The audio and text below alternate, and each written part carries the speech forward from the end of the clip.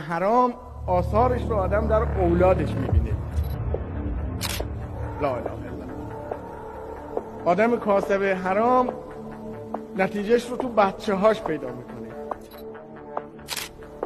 بچه هایی که از منبع های حرام ارتزاق میکنند تبدیل میشن به عناصر ناصالح و باز طبق ادله فراوانی که داریم که اعمال بچه ها رو که به توسط باباهاشون و مادرهاشون فاسد شدن پای انسان می نویسن، که ما اینکه اعمال خوبشون هم می نویسن پای ما هر چه حرام بکنیم و به بچه ها بدیم و به نسلمون بدیم، خونه بکنیم، فرش بکنیم، بریم به اینا، زندگی اینا رو تباه میکنیم و بعد اینا اعمالشون پای ما نوشته.